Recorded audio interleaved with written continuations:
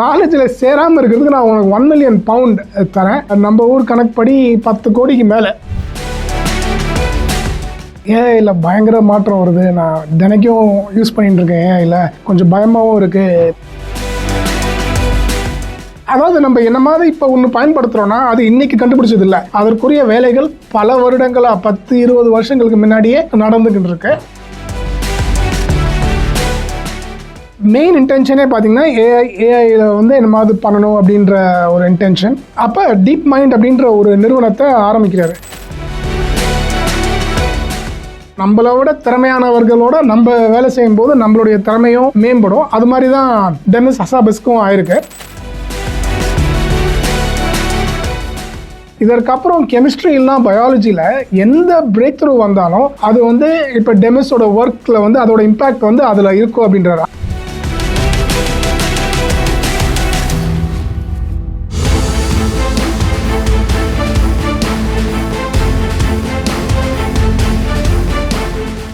Chat with KC, chat with Karthik Chidambaram. எப்படி இருக்கீங்க? த thinking game அப்படின்ற ஒரு டாக்குமெண்ட்ரி இப்போ ரீசெண்டாக பார்த்தேன். டெமிஸ் ஹசாபஸ் அப்படின்ற ஒரு கூகுள் டீப் மைண்டோட கோஃபவுண்டர், அவருடைய டாக்குமெண்ட்ரி. பார்த்திபன் முத்து அப்படின்னு யூகேல இருக்கார். அவர் ஒரு நாள் எனக்கு கால் பண்ணி, ஏஐயில் பயங்கர மாற்றம் வருது, நான் தினைக்கும் யூஸ் பண்ணிகிட்டு இருக்கேன், ஏஐயில் கொஞ்சம் பயமாகவும் இருக்குது, நீங்கள் என்ன பண்ணிகிட்டு இருக்கீங்க அப்படின்ற மாதிரி ஒரு கான்வர்சேஷன் போச்சு. நல்லா இருந்தது அந்த உரையாடல். ஸோ அதற்கப்புறம் அவர் சொன்னார், இது மாதிரி இப்போ இந்த ஒரு டாக்குமெண்ட்ரி இருக்குது, த திங்கிங் கேம், பார்த்துருக்கேன் அப்படின்னு சொல்லிட்டு பார்த்திபன் கேட்டார். இல்லை நான் பார்க்கல அப்படின்னா அந்த லிங்க்கை எனக்கு அனுப்பிச்சார். அதை பார்த்தீங்கன்னா அந்த யூடியூப்லேயே 440 மில்லியன் வியூஸ் அந்த டாக்குமெண்ட்ரி போயிருக்கு. பட் அகெயின் இந்த டாக்குமெண்ட்ரி சரி, இவர் பார்த்திபன் சொல்கிறாரு, அவர் பயங்கர ஸ்மார்ட்டு. ஸோ ஸ்மார்ட்டாக இருக்கிறவங்க சொன்னால் கேட்டுக்கணும். ஸோ அவர் சொல்கிறாரு அப்படின்னு சொல்லிட்டு சரி இந்த டாக்குமெண்ட்ரியை பார்க்கலாம் அப்படின்னு சொல்லிட்டு பார்த்தேன். அகெயின் ஒரு 1 ஹவர், 1 மணி நேரம் 20 நிமிஷம் அது மாதிரி அந்த டாக்குமெண்ட்ரி ரொம்ப ரொம்ப நல்லா இருந்தது. ஏன்னா இப்போ நம்ம வந்து தொழில்நுட்பத்துறையில் இருக்கோம். செயற்கை நுண்ணறிவு, ஆர்டிஃபிஷியல் இன்டெலிஜென்ஸ் அப்படின்னு சொல்லிட்டு இன்று வந்து பயங்கர பரவலாக பேசப்படுது. ஆனால் ஒரு 10-15 வருஷத்துக்கு முன்னாடியே டெமிஸ் ஹசாபஸ் போன்ற விஞ்ஞானிகள், சயின்டிஸ்ட்லாம் இது குறித்து நிறைய வேலை செஞ்சுருக்காங்க. அவருடைய லைஃப் ஸ்டோரி மட்டும் இல்லை, அவருடைய வாழ்க்கை பயணம் மட்டும் இல்லை, இந்த கூகுள் டீப் மைண்ட் இதை பற்றிலாம் சொல்கிறாங்க. இதில் ரொம்ப ஒரு ஆச்சரியமான விஷயம் என்னன்னு நான் பார்த்தேன் அப்படின்னா, அகேன் டெமிஸ் ஹசாபஸ் ஒரு ரொம்ப ரொம்ப ஒரு ஸ்மார்ட்டான ஒரு திறமையான மனிதர் அப்படின்றது யாருக்குமே எந்த சந்தேகமும் இருக்காது. பட் சின்ன வயசுலேருந்தே அவர் அப்படி தான். அவர் ஒரு செஸ் பிளேயர். இப்போ நம்ம ஊரில் பிரக்யானதா மாதிரி 8 வயசுலேருந்தே அவர் செஸ் ஆடிக்கின்னு வர்றாரு. அப்போ ஒன் பாயிண்ட் ஆஃப் டைம் வந்து டாப் நம்பர் 2 இந்த வேர்ல்டு அவருடைய ஏஜ் கேட்டகரியில் இருந்திருக்காரு. செஸ் அப்படின்றது ஒரு மைண்ட் கேம் அப்படின்னு சொல்லிட்டு நம்ம நிறைய சொல்லுவோம் இல்லையா? இது ஒரு மூளைக்கான விளையாட்டு அப்படின்னு சொல்லிட்டு நிறைய சொல்லுவோம். அதில் வந்து இவர் நல்லா விளையாடிட்டு இருக்காரு. பட் ஒரு சமயத்தில் வந்து அவருக்கு ஸ்ட்ரெஸ் ஆயிடுது.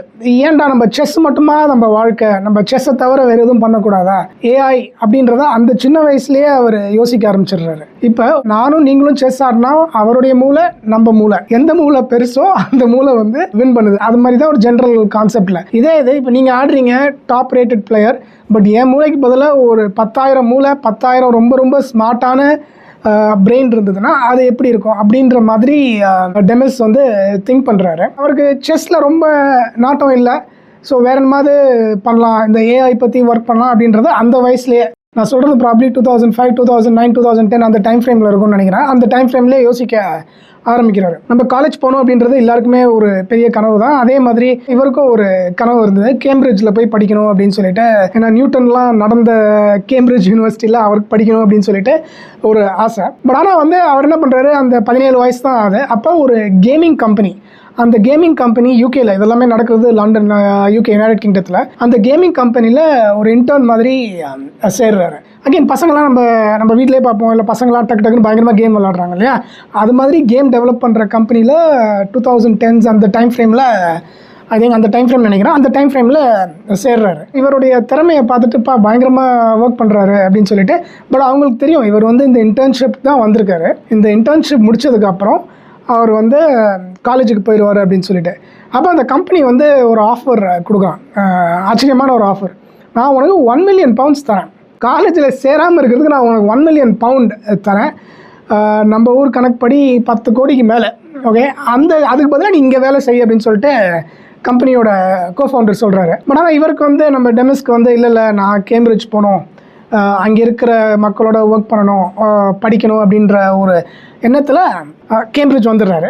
நியூரோ சயின்ஸ் இதிலலாம் நிறையா ரீசர்ச் பண்ணுறாரு. அவருடைய மெயின் இன்டென்ஷனே பார்த்தீங்கன்னா ஏஐயில் வந்து என்ன மாதிரி பண்ணணும் அப்படின்ற ஒரு இன்டென்ஷன். அப்போ டீப் மைண்ட் அப்படின்ற ஒரு நிறுவனத்தை ஆரம்பிக்கிறாரு. நீங்கள் ஒரு ரொம்ப ரொம்ப ஸ்மார்ட்டான ஆள் இருந்தாருன்னா பணம் வர்றது அப்படின்றது ரொம்ப கஷ்டமாக இருக்காரு.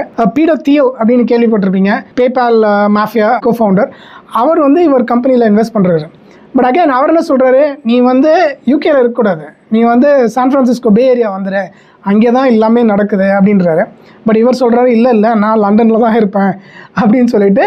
பட் அகெயின் இன்றைய தேதியில் ஒரு எங்கே இருக்கிறோம் அப்படின்றது பல வகைகளில் இந்த பெரிய வகையில் டசன்ட் மேட்டர்னு சொல்லிட்டு கூட நான் நினைக்கிறேன்.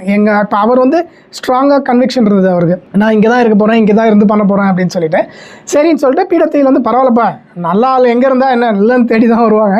ஸோ தேடி அவருக்கு ஃபன் பண்ணுறாங்க அவருடைய ஸ்டார்ட் அப்க்கு. அகெயின் இவங்க என்ன பண்ணலாம் அப்படின்னு சொல்லிட்டு யோசிக்கும் போது அகெயின் ஒரு குட் பிளேஸ் டு ஸ்டார்ட் அப்படின்னு பார்த்தீங்கன்னா ஒரு கேம் தான், ரைட்? ஸோ கோ அப்படின்ற ஒரு கேமில் வந்து இவங்க ரெப்ளிகேட் பண்ணுறாங்க. அப்போ லீ சாடாஸ் அப்படின்ற சவுத் கொரியன் பிளேயரோட இந்த கோ கேம் விளையாடுது. இது வந்து ரொம்ப ரொம்ப intense competition. And Lee Sedol very very big Go player. But அவரையே திணற அடிக்கிற மாதிரி இவங்க வந்து ஆல்ஃபா கோ அப்படின்ற ஒரு ஏஐ சிஸ்டத்தை கண்டுபிடிக்கிறாங்க. அந்த லீ சாடாலே அசந்துடுறாருப்பா, இந்த அளவுக்கு பண்ணுதா அப்படின்னு. இது மாதிரி ஒர்க் தான் டீப் மைண்ட் பண்ணுறாங்க ஆக்சுவலாக. அப்போ கூகுள் கிடையாது, வெறும் டீப் மைண்ட் அப்படின்ற ஒரு கம்பெனி பண்ணுறாங்க. அதற்கப்புறம் இன்னும் கொஞ்சம் விரிவுபடுத்துகிறாங்க மற்ற கேம்ஸ்க்கு, செஸ்ஸு, அது மாதிரி ஆர்டிஃபிஷியல் ஜென்ரல் இன்டெலிஜென்ஸ் அப்படின்னு சொல்லிட்டு சொல்லுவாங்க, ஏஜிஐ. அதாவது எதை பற்றி வேணாலும், இல்லைனா ஒரு கேள்வி கேட்டால் அதுக்கு பதில் சொல்லணும். ஆர்டிஃபிஷியல் ஜென்ரல் இன்டெலிஜென்ஸ் எதை பற்றி வேணாலும் நமக்கு என்ன தேவையோ அதை அந்த ஏஐ சிஸ்டம் பண்ணணும். இது மாதிரி வேலைகள் தான் டீப் மைண்ட் பண்ணுறாங்க. அப்போ அகைன் நீங்கள் ரொம்ப நல்லா பண்ணும்போது அக்விசிஷன் ஆஃபர்ஸ் வரும். யாராவது வந்து சரிப்பா நீங்கள் ரொம்ப நல்லா பண்ணுறவங்களை வாங்கிக்கிறோம் அப்படின்னு சொல்லிட்டு. ஸோ கிட்டத்தட்ட 400 மில்லியன் பவுண்டுக்கு மேலே நினைக்கிறேன், ஐ திங்க் 440 மில்லியன் பவுண்ட்ஸ்ன்னு நினைக்கிறேன். கூகுள் வந்து நான் டீப் மைண்டை அக்வயர் பண்ணிடுறேன் அப்படின்னு சொல்லிட்டு இப்போ டீப் மைண்டாக இருந்தது கூகுள் டீப் மைண்டாக ஆயிடுது. ஸோ இதுதான் இந்த மாதிரி ஒரு சூழ்நிலையில் அகைன் இப்போ கேம்ஸ், ஆர்டிஃபிஷியல் ஜென்ரல் இன்டெலிஜென்ஸ் நிறைய பிரேக் த்ரூஸ் பண்ணுறாங்க டீப் மைண்டை. அதாவது நம்ம என்ன மாதிரி இப்போ ஒன்று பயன்படுத்துகிறோன்னா அது இன்றைக்கி கண்டுபிடிச்சது இல்லை, அதற்குரிய வேலைகள் பல வருடங்களாக 10-20 வருஷங்களுக்கு முன்னாடியே நடந்துக்கிட்டு இருக்கு. அது மாதிரி வேலை தான் டீப் மைண்ட் பண்ணிக்கிட்டு இருக்காங்க. நிறைய ரீசர்ச், நிறைய பிரேக் த்ரூஸ் பண்ணுறாங்க. அப்போ இவர் யோசிக்கிறாரு, ஓகே நம்ம இந்த அளவுக்கு ஆர்டிஃபிஷியல் இன்டெலிஜென்ஸில் டீப் மைண்ட் பண்ணுறோம், ஸோ அடுத்து என்ன பண்ணலாம் அப்படின்னு சொல்லிட்டு ஒரு எண்ணம் வருது. நெட்வொர்க் அப்படின்னு சொல்கிறோம் இல்லையா, நம்ம யாரை சுற்றி இருக்கோம் அப்படின்றது ரொம்ப ரொம்ப முக்கியம். நம்மளோட திறமையானவர்களோட நம்ம வேலை செய்யும்போது நம்மளுடைய திறமையும் அதிகமாக மேம்படும். அது மாதிரி தான் டெமிஸ் ஹசாபஸ்க்கும் ஆயிருக்கு.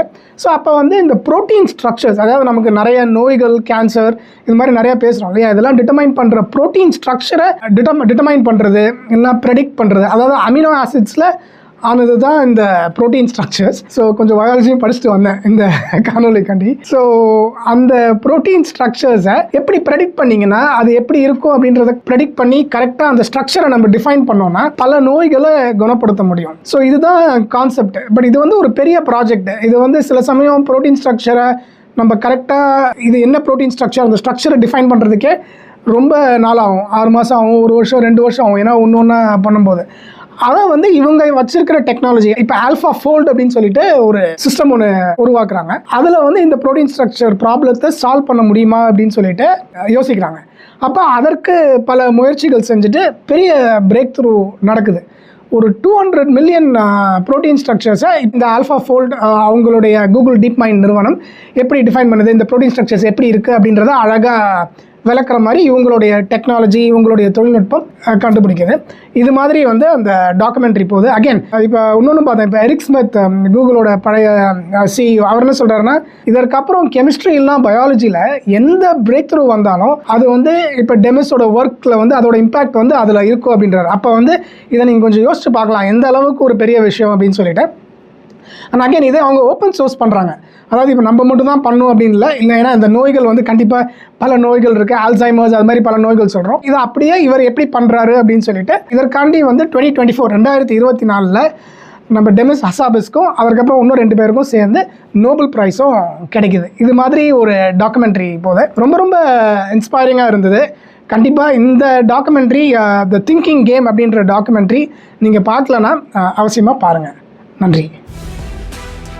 வணக்கம் சாட் வித் கேசி நண்பர்களே.